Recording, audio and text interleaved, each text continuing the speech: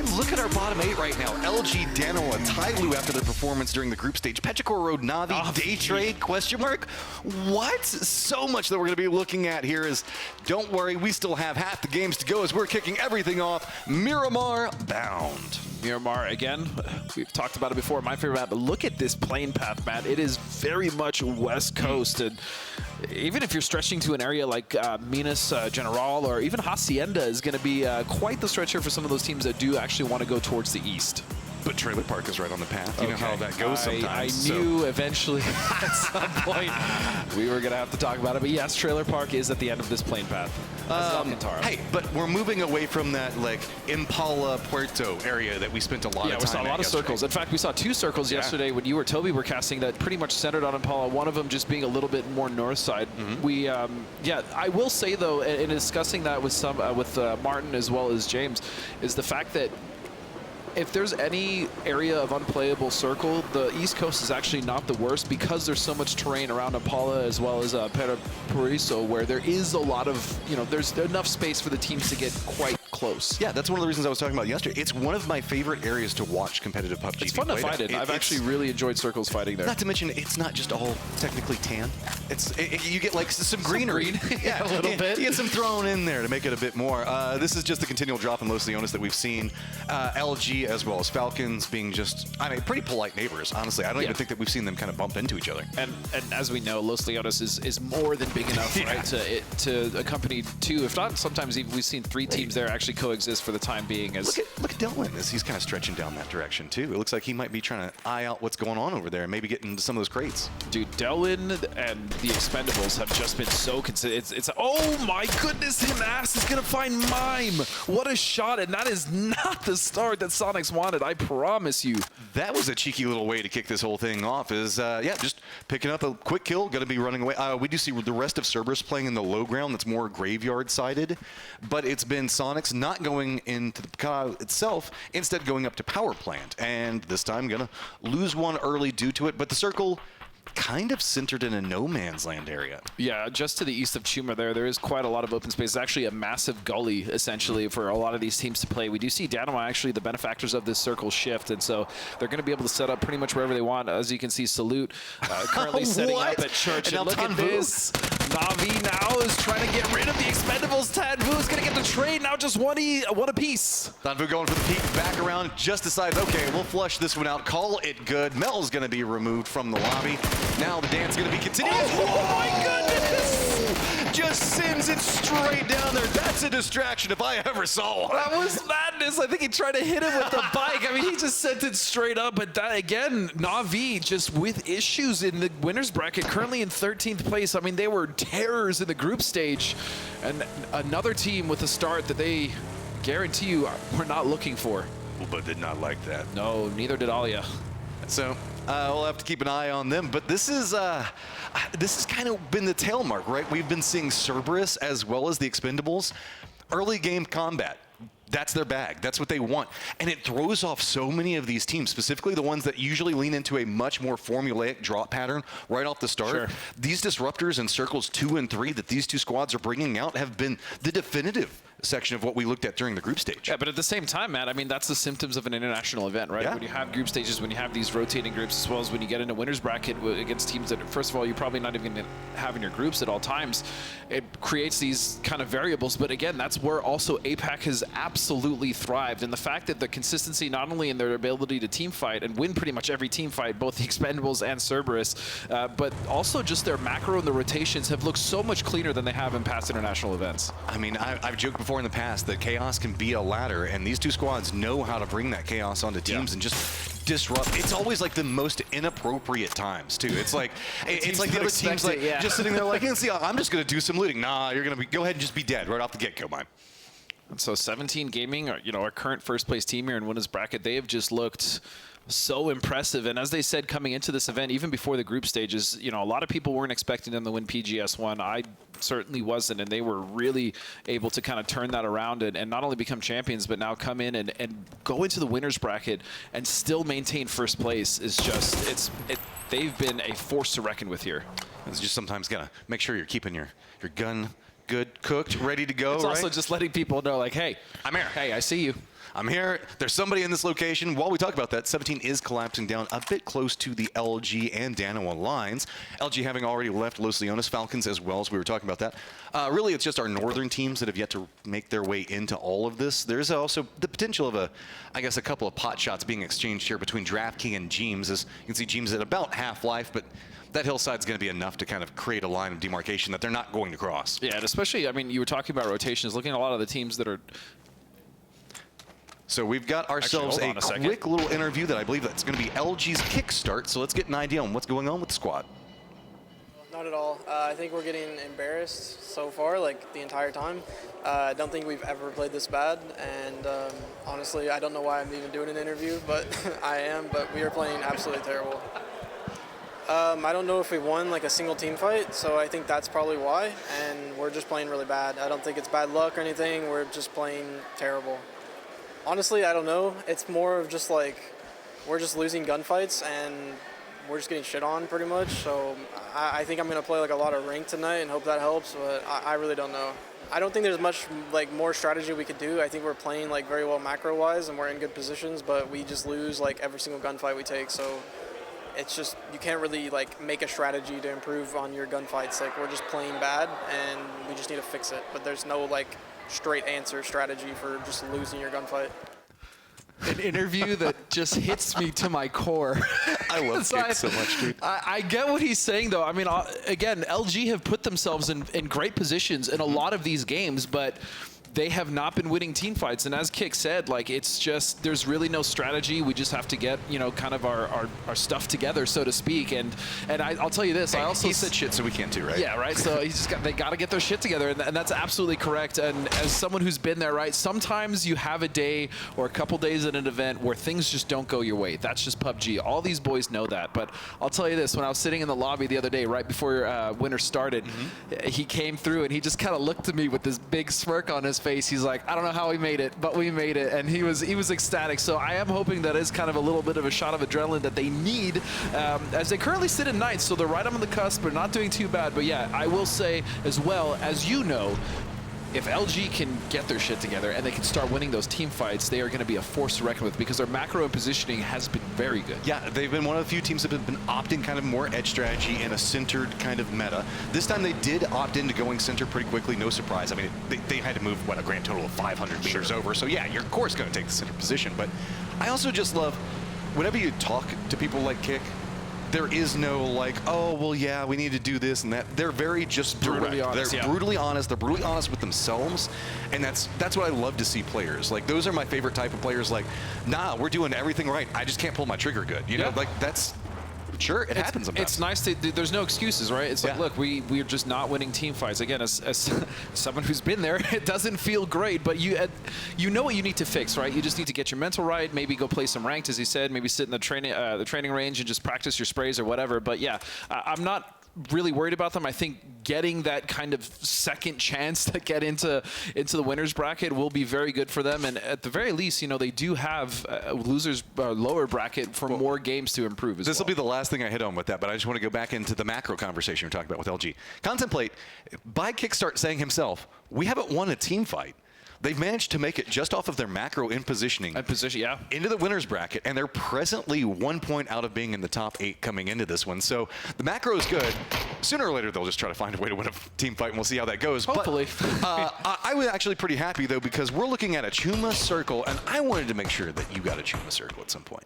Yeah, I mean, Chuma Circle obviously is where I was the most comfortable playing, both regionally and internationally. But for this circle as well, when we look at a team like D plus Kia, right? They are going to be in a solid position here. They really need to, I mean, you want to talk about a team that needs to get it together when it comes to team fights. They've been struggling, right? They've been not only struggling in team fights, though, some of their rotations have really been causing them a lot of issues. So I would love for them, even if they don't make it to the top 8, to at least get some momentum going so that when they do go, if they do go to the lower bracket, they're going to be able to have a much better time down there. I usually don't like to kick a team when they're down, but it's kind of astounding to me that we have D plus Kia that's here right now. They have a second place. and 12 points. Yeah. That's harsh. That lets you know how the day has been going for them yesterday. Is Zenith is going to pick up the kill on to Flash that I believe Sonic's got the initial knock on to. Is this no man's land to the north is going to be where we're seeing a couple of teams get picked up. It's going to be, you can see Sonics that are playing just to the southeast of where Day Trade's going to be at. Just to the southeast of them. They're perpetual friends, right? And 17 Gaming, that's going to be right down below them. And then Zenith's going to be to the south of that, where Danawa's kind of hiding out. This one's a lot more, I guess, open as far as the circle goes, as we're getting ready for the next one to pop and see where are we going. And it's another Southern shift. Okay, yeah, we've had nothing but Southern shifts. We see Jeems now getting a nice spray onto EJ. And to kind of bounce off your point with D+K, it also proves how absolutely deadly this lobby is. Yeah. Any mistake is punished. And yes, that was one of the things that I do have to point out whenever we go back to looking at like the Expendables and Cerberus. Sometimes teams could get away with an easier kind of rotation, right, in circles 2 and 3, yep, because if you made like a small mistake in rotation, it wasn't as exploited. Those guys are waiting to pounce when they see them now, and that's what they've been getting a lot out of. Is you can see it's going to be T+Kia losing Americano, and now the slight rotation more into that Los Leones southern area is going to be. This is pretty similar in an area to what we saw yesterday's circle. Somewhat, yeah. Much more central, though, as you were saying, to the west of Los Leones. And there's actually so many different elevations and nice little compounds to play around here. The problem is a lot of those are already taken. His kick is going to find a... Oh, no, it was stolen by Loki. Oh, no. He finally gets a knock and it starts to feel good about his aim, and then it is taken away from him. But I will say, when we are looking at rotations as well, the Northwest is going to get a little claustrophobic. I do like some of the rotations coming in, even from a team like Question Mark, because they may come in down in the Southwest. Anywhere on the direct west will be decent. Those mountains and ridges are actually very conducive for a good rotation, as well as a nice position to play on the high ground. It's kind of funny when we look at how kind of Petrichor Road and FaZe are set up here. The rougher lands that has a lot more areas that you can kind of hide out in, you know, like the more verticality and stuff like that. They can't really path into this too easily because the way that the hillsides are kind of lined in, it's forcing most of our teams to still kind of play in that more open area that's in the north that LG, Sonics, as well as 17 has a lot more control over. Yeah, LG has a very nice split, as you mentioned. I do worry, though, if a team like 17 wants to get a little aggressive, or even if they find a knock, they will, as you said, absolutely exploit any mistakes made by any of the teams here. And that's just the level of international play. I mean, you will be punished for things that at a regional level you will not.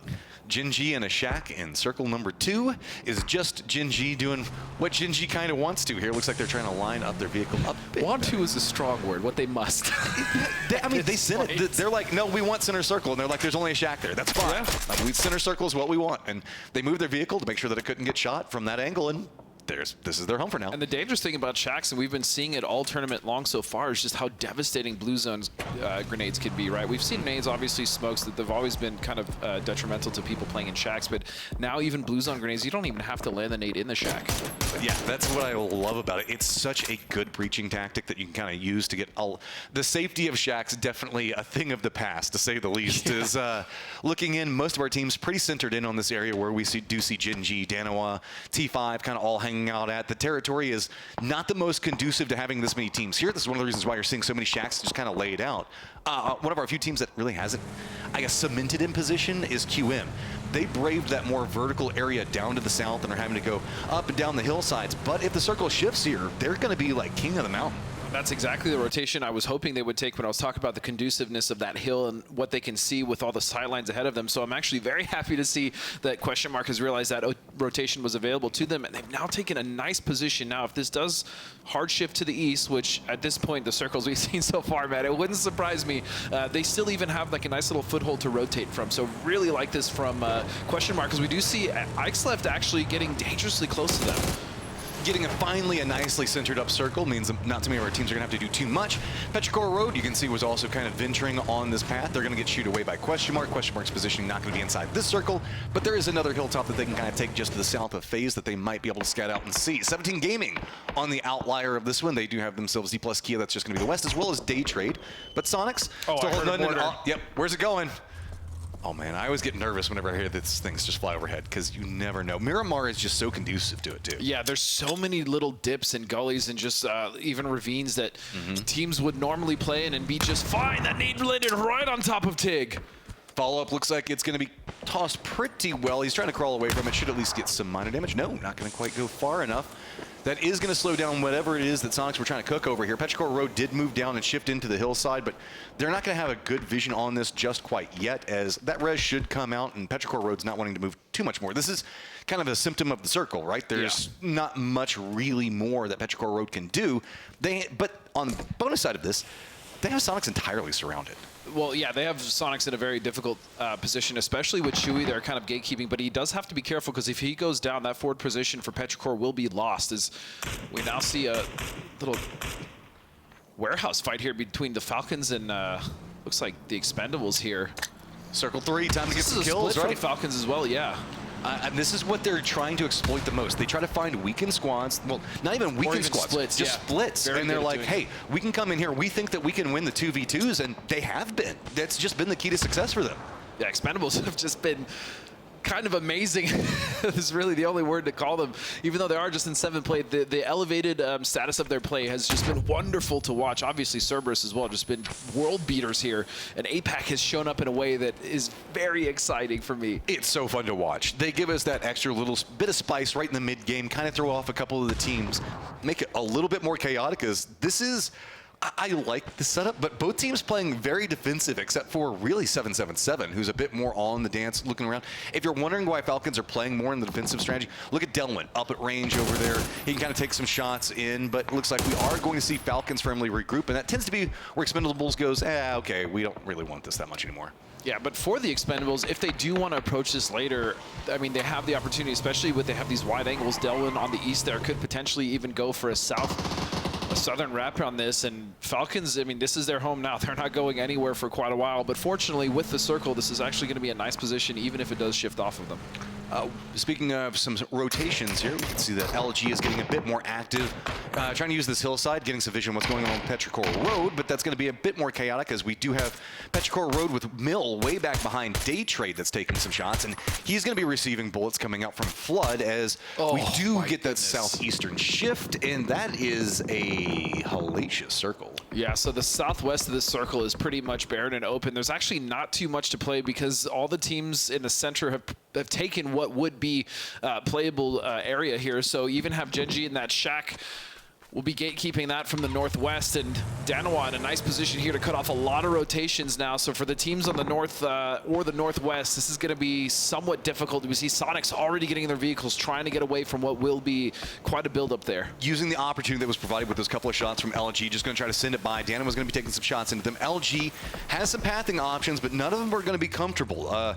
For a team saying the fact that they were having some trouble in team fights, they've got Genji and Danawa in front of them, just direct line. Petrichor Road, Day Trade to the south, and it's going to be 17 Gaming to the east. So, yeah, that's harsh. Petrichor will be trying to rotate here into Sonics, though, Matt, as well as they're going to have a decent position here to actually start throwing nades and getting some utility over. So they have to be very careful, Sonics does, to not need any knocks, otherwise damage already coming out. And LG as well, another team potentially looking at this position. If they can help Petrichor get rid of them, they could then third party that situation and get this nice little west edge for themselves. And you can see this is going to be a lot of ravine fighting, just trying to make it work. LG trying to exploit that high ground for as long as they can, but just look at the stack of teams that are going to be in front of them. Keep in mind, LG is on the edge here, and they need to push their way through.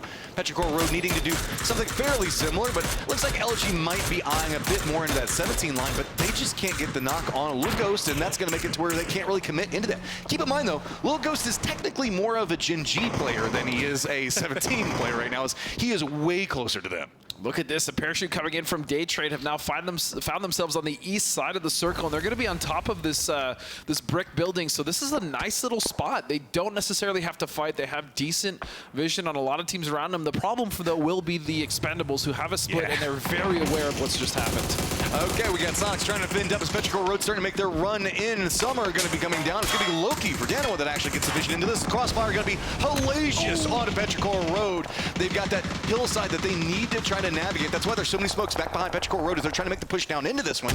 But Sonics just has to hold this line, playing through the smokes, trying to jump between them, and that's all they're trying to do. But look at the health. Two of their members already down so low as cover is running away from a Petrichor Road, doing a great job on reading it, but just Tig remaining. Petrichor and Chewy have been looking at this for so long, but Tig will find the trade. It's down to a one-on-one, just Ixless versus Tiggleton. And this is for a very nice little chunk of the circle here. I'm sure Tig would, as the mortars now coming in as well, Matt. Ooh, trying to play around it. Tig just runs out, trying to play out the open. Gets the read onto it, and that's going to be a well played by Tiggleton. He's going to go ahead and pick off Petrichor Road, find the kill inside that. Now he's got to go for the res. His circle has abandoned them, though. At the time, at the very least, they will be able to recover that as, yeah, wow, we didn't even see it, but LG is just out of there. Rillo falls to Xiaowu. But Sonics have saved themselves, and they have a little bit of a dip on the very west edge that they might be able to play. The problem is Danawa to their north will be able to see that. So now Sonics, yeah, I was going to say pathing's going to get more peculiar. The South's also going to get pretty loud here in just 1 minute as we have FaZe, question mark, Cerberus, all pathing pretty similar to each other. Danawa going to be looking at a bit more of an eye in that shack. Yeah, you don't leave that shack, man. That's pretty much it. But hey, the shack is in the safe zone, so no big rush for them to leave right now, right? No, but those mortars are dialed in right on top of that shack, and they know that. And the problem for Gen G is that is actually suppressing them. So Danawa could potentially take a push on that shack, get rid of them, and they actually have a beautiful ridge right in front of that to play if they can just, again, get rid of Taman and Pio. And for anybody that has been curious, yes, Navi is alive, and they finally made it to the safe zone. They've been outside the blue for quite a while right now, just letting this one play out, being a bit more safe after losing too early. Welcome to the game, yeah, I guess. But yeah, we did see them lose 2 members very early, so it is it's going to be Uba and Alia, the last 2 members of that team, trying to make their way into the circle. But they came in on a very contested southern edge with a lot of teams already spread out. As we can see, a nice split there from Cerberus as well. So this is going to be quite the task, because we also see question mark rotating in. This is pretty much their best approach. This is where they have to rotate. Look at Dunju's right around the corner here, Matt. Nade's going to come out, but they're going to pop out on the opposing side. Dante's going to take some damage on it. Dunju's already going to go down. Shotguns, but oh no! Self-nade, but that should be resable. The issue with it is costing them time, though, Matt. It is some time. Tanvu now repositioning away. Remember the fact that Daytrade's also over here. Cerberus has 2 members. FaZe is just kind of listening and trying to figure out what pathing they want to take, because they're just in the middle of a field and might eye more to east. Also, don't forget, Navi right back behind question mark as well. Right, Navi is going to look for an opportunity, a window to try to strike and maybe get themselves in a decent little position here. The problem is the south is so open. We also see FaZe actually making a mad dash now, going for the west, potentially the position. We see Sonics in this little dip right here. Oh, they cut away from it. They go, nope, instead we're going to go over to this Tyloo position. Nade is prepped, going to be coming out. Oh, but it doesn't go quite far enough. That means the fact that we're going to have to see him run up this, and now this has just gone entirely. First floor collected by FaZe Clan. And they're going to get a nice compound for themselves as well. They want to go, but trade for trade, Tyloo is still here. And they are fighting the angles, but the Groza from Jeeves will be too strong, and he'll find 2. That was well played coming out. FaZe Clan going to go ahead and get their foothold in on this one. Problem is, they do have a spattering of players that are all around. Long's creeping up back behind this. Oh, look at Sonics. He decides to go away from it, though. Going to step away, and they're just going to roll right into the backside of this. They have to make something happen. They're going to be going into the long buildings versus Longs. Shrimzy down, and now Hwin going to be having to wait on the outside because of the molly. Oh, but Salute actually going to find Hwin, and that was going to be difficult regardless. I do like the idea that Sonics tried to execute, but again, Long's so ready with that molly. He decided to just, you know what, at this point, I'm getting crashed by 2 teams. I might as well take care of one of them. And he let FaZe recover, so it's the lesser of 2 evils, I guess. And in a world where everybody else is fighting, trying to figure out what's going on, we've got T5 in the middle of the circle yet again. It's on 5, man. They're making it work, man. Even that smoke to get across the ridge, they have really impressed me so far in the winners bracket. Even in group stages, the Salute now just trying to get rid of Pio. Pio doesn't go down easy. Already got one. Finally, it's going to be Gen G getting eliminated. Becomes the cost of Loki. But with this, guess what? 17 Gaming heard this, and looks like they're cresting the hillside. Nade's already going to be coming down, moving very aggressively into this one. Soul's going to be playing right up on the front, seeing if maybe he can peek up in. But Lil Ghost, he's got himself an LMG for a close range fight, and that is going to spell doom for Danawa if they're not careful. Yeah, the MG3 is devastating as well. The variable rate of fire there, when you ramp that bad boy up to about 900, it shreds up close. Xiaobi and the rest of the team from 17, they know they need to hold this from Danawa because they've been eyeing this, and they knew that that was pretty much their only approach once they got rid of Gen G. So very good heads up from 17 to kind of hold hold out the team of Danawa before they even make an approach into the circle, because Theraton 5 is going to be looking at all of this, Matt. 8 kills trying to crest in. They have an idea on where some of the defensive line is going to be at. They see the throwables coming out. Can't find too much, but they do find Little Ghost. Now starting to move this a bit more aggressively. They know that they need to be moving. Blue Zone's going to be coming in back behind him. That's going to be a 1 down. As Soul is going to find himself getting knocked into that stage. 17 Gaming now just leaning in the fences of the hillside, but Salute, he's got the aim, and he's trying to work his way into it. Just 2 left up for 17 Gaming as the blue creeping in right now. Xiaowu trying to get Xiao Bei up as we see Suju now being the line of defense here to try to delay this push coming in from Danawa. Love it. As Soul is also going to be recovered by Anonix in the back, and this fight is becoming a battle of time as blue is slowly starting to shift in, and it's going to cut these teams off as Theraton is going to be looking at this from over the ridge. Salute will not quit. He is just walking it down. 17 Gaming right now. Just 1 member up. Blue Zone's going to put in some work, but at the end, it is going to be Danawa that finds it with some help from an Anonix finally, but you can see Salute's going to go down a valiant sacrifice. They have a little bit of a ridge on this side to maybe use to rotate in, Matt, but this was the problem that we were talking about. Getting in the circle above this is going to be difficult because of the position of Theraton 5, and in fact, Hotswat and Pathenbong have taken that as we see Jeems getting a knock from the concrete building there just to the southwest. That said, look at how much points Danawa's already committed into this one. Sitting at 11 kills right now. They're going to be right on the edge of this and have to walk into essentially a death trap. Like, look at this. This is already prepped up. Only benefit is the fact that FaZe is also kind of going after what's going on with T5, but it's not going to matter at the end of it. Throwable's just too strong from that range. Walking across a road on Miramar when everybody can see you there is just going to be hellacious. Almost like being in a dip whenever there's 5 million nades that are landing at you, right? Yeah, and FaZe very much ready. Fex is going to find the knock with onto Hotswat with that nade. Pathenbong as well, and they've taken them out. FaZe with a beautiful rotation and early have cut off a beautiful swath of the circle for themselves, as now they just have to defend from the south, Cerberus, and then Falcons on the east. Yep, Falcons now going to have to leave their compound, creep a bit more down. Question mark, now the outliers inside this is they do have Cerberus that's going to be in front of them. FaZe does have good vision, good control over the circle, but they are playing the low ground. So that is going to open up a couple of more maneuverability options for question mark. The problem with it is, which way do you go? Do you go Falcons? Do you go Cerberus? Falcons are a bit more entrenched on angle. Well, hey, you know, let's just go ahead and get some assistance off of this. Is going to make it a bit easier. Catching up, Capitan, going for a bike ride. Now, this is always going to be the problem, though, for Falcons. Even though they had the position in the circle, they were in a massive bowl, Matt, and so it was going to be very easy for the other teams like question mark to push over, as well as just find those angles. And Cerberus as well will help and get rid of the Falcons. Okay, well, you saw kind of what happened to the Falcons there, question mark. Now you've got to do something kind of similar and walk right down into Cerberus. The only benefit for it could be FaZe Clan sitting at 10 kills right now, 73%, 74% feeling pretty accurate given how much of the circle they've already got control over, and they're just looking down into every single one of these dips with just so much control. Blue Zone gonna go ahead and knock a doozy. Best of luck, it looks like he's gonna at least step forward, get picked off, and now we're down to just a 4v1. And of course, FaZe started the first day of winner's bracket here with a win as well, and many kills to their side. 11. They're just going to look for that 12th, as they are almost certainly going to close this one out, Matt. Yeah, I mean, Moss has had himself a great run with it, but FaZe is going to come in, keep it clean, keep it simple, and just very effective through the entirety of this game. Read the circles through and through, and just bring out a massive amount of frag power just on top of that. Yeah, a beautiful start, and really it started for FaZe with that rotation as they swept on the south side going all the way to the west, and they found that concrete. They were willing to crash it against the team that was there, and that was just, it was clinical, right? And the circle, I mean, it just was brutal. We saw how many teams had to move, especially in the north side. The rotations weren't great. The area to play wasn't even that great. Even Theraton 5, who had a central